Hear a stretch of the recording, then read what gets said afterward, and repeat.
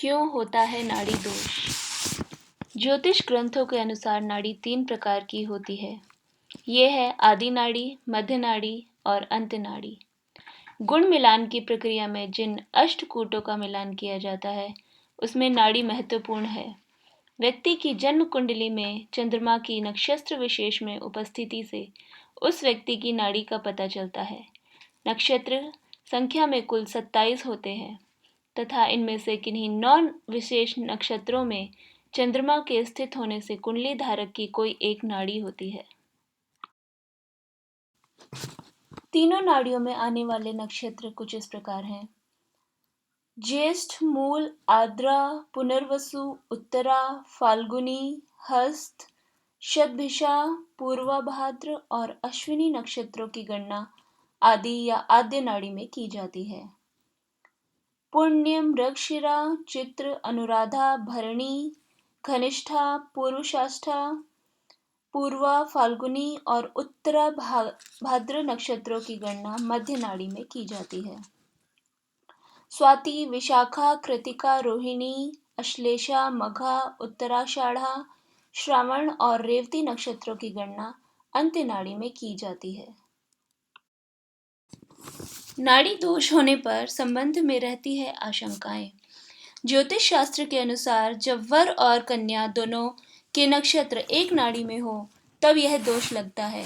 सभी तरह के दोषों में नाड़ी दोष को सबसे अशुभ माना जाता है, क्योंकि इस दोष के लगने से सर्वाधिक गुणांक यानी 8 अंगों की हानि होती है। इस दोष के लगने पर शादी की बात आगे बढ़ाने की इजाजत नहीं दी जाती है। यदि वर कन्या दोनों की नाड़ी आदि हो तो उनका विवाह होने पर वैवाहिक संबंध अधिक दिनों तक कायम नहीं रहता। कुंडली मिलने पर कन्या और वर दोनों की कुंडली में मध्य नाड़ी होने पर विवाह होता है तो दोनों की मृत्यु तक हो सकती है। इसी क्रम में वर वधु दोनों की कुंडली में अंत्य नाड़ी होने पर विवाह से दोनों का जीवन दुखमय होता है। इस स्थिति से बचने के लिए ही समान नाड़ियों में विवाह की आज्ञा नहीं दी जाती है। महर्षि वशिष्ठ के अनुसार नाड़ी दोष होने पर यदि वर कन्या के नक्षत्रों में नजदीकी होने पर विवाह के 1 वर्ष के भीतर कन्या की मृत्यु हो सकती है, अथवा 3 वर्षों के अंदर पति की मृत्यु होने से स्त्री को वैधव्य दुख होने की आशंका रहती है। आयुर्वेद के अंतर्गत आदि, मध्य और अंत्य नाड़ियों को वात, पित्त एवं कफ की संज्ञा दी गई है। नाड़ी मानव के शारीरिक स्वास्थ्य को भी प्रभावित करती है। मान्यता है कि इस दोष के होने पर उनकी संतान मानसिक रूप से अविकसित और एवं शारीरिक रूप से अस्वस्थ होती है। नाड़ी दोष का उपचार कैसे करें?